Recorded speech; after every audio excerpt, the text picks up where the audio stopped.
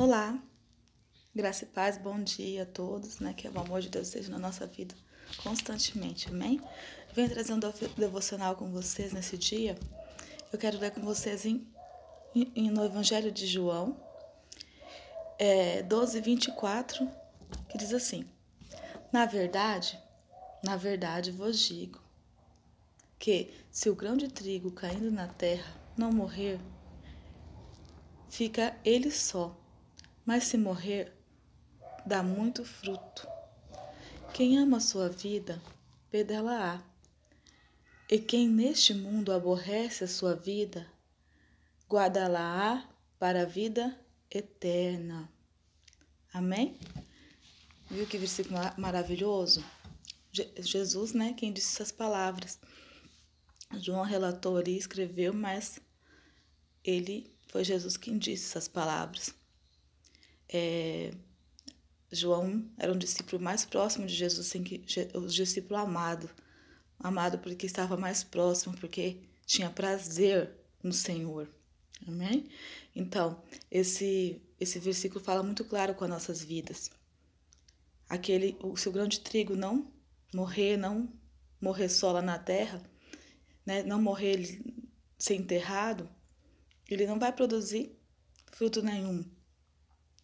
Mas se o grão de trigo, ele morrer, ele se tornará muitos, né? Na verdade, se ele morrer à sua própria vontade, ele se tornará muitos outros trigos, muitas outras sementes.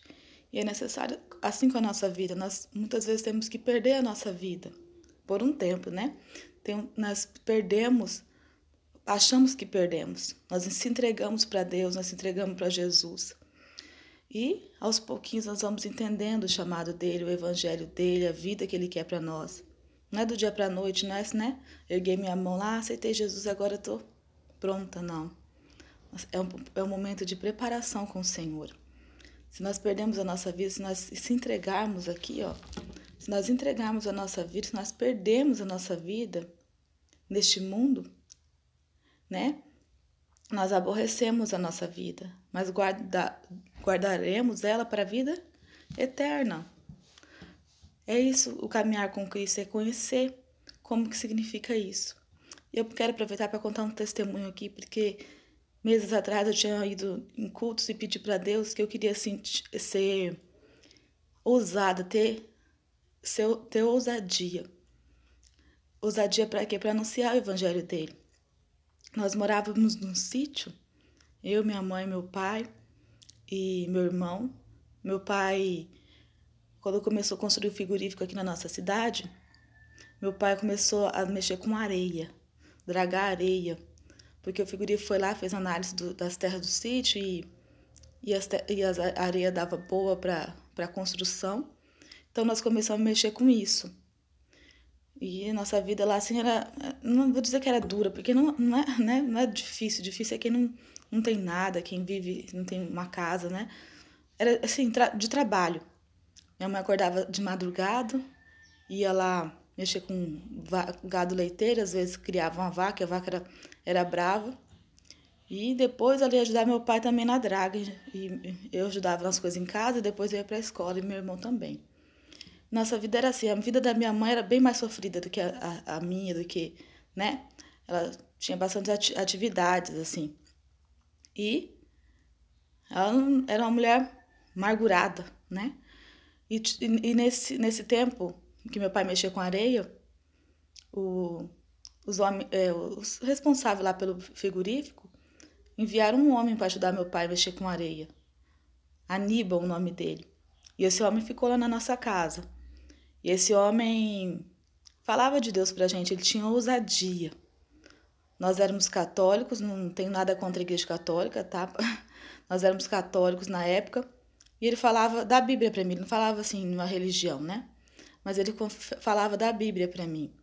Mas entre esses textos da Bíblia, ele começou a me falar também sobre algumas coisas. Sobre a questão da idolatria, essa questão de adoração, né?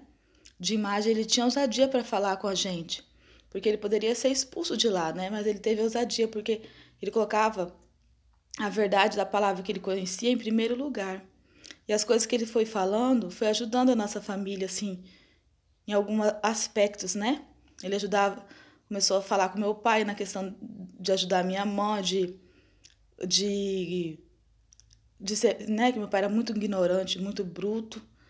E daí, né, ele sempre defendia minha mãe, né? Porque essa não é a verdade bíblica. Deus não deixou a gente para ser ignorante, né? Os frutos do Espírito são outros. Então, aquele homem teve muita ousadia e eu falei para Deus que eu queria ter ousadia, porque já pensou? Você conviver com uma pessoa e falar da verdade, mas que a verdade vai causar o quê? Pode causar um constrangimento entre você e o seu colega. E essa verdade vai influenciar alguma coisa, né? Assim, ele poderia ter sido expulso de lá, ele poderia, né, causar confusão. Na verdade, ele deve que orava também, né? Na verdade, ele evangelizou nossa família. Depois eu vim morar aqui em Chupinguaia. Antes de vir para cá, já tinha esse desejo no meu coração de ser evangélica.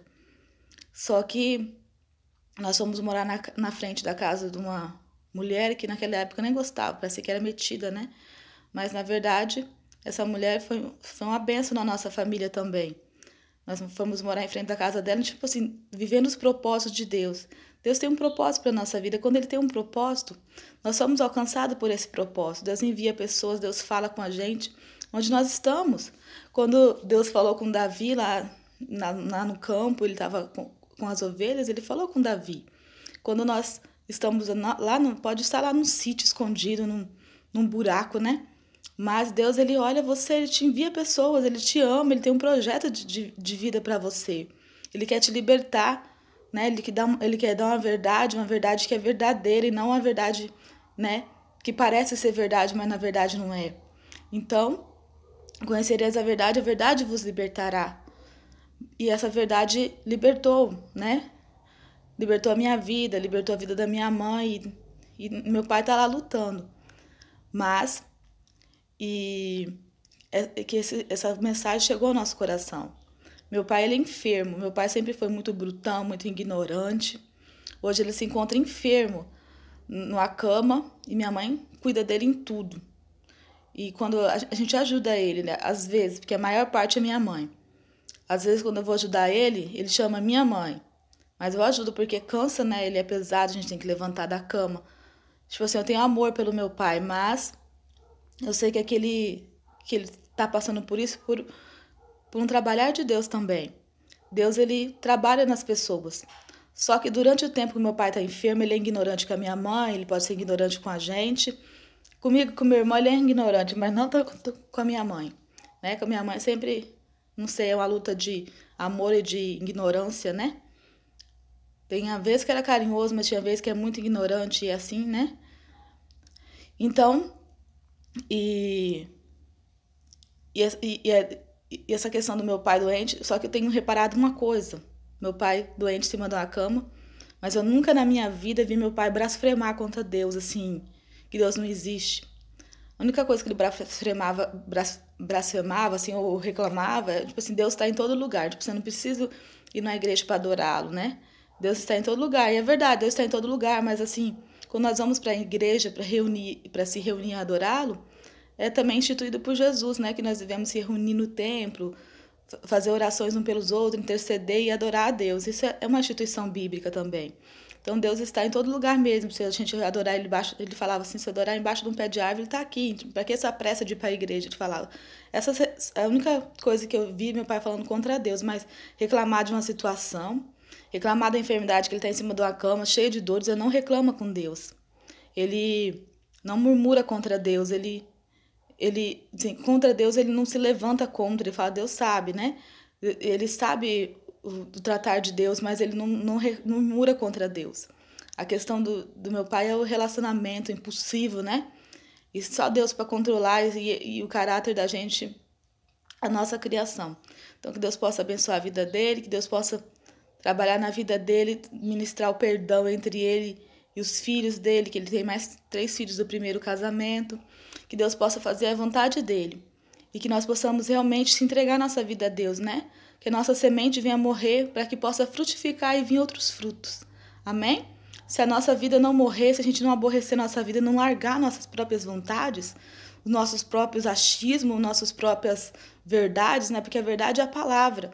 Se a gente não se entregar e não morrer o nosso eu, nós não vamos produzir frutos e nem tanto ter a vida eterna. Que essa palavra possa ficar no coração. Amém? Deus abençoe.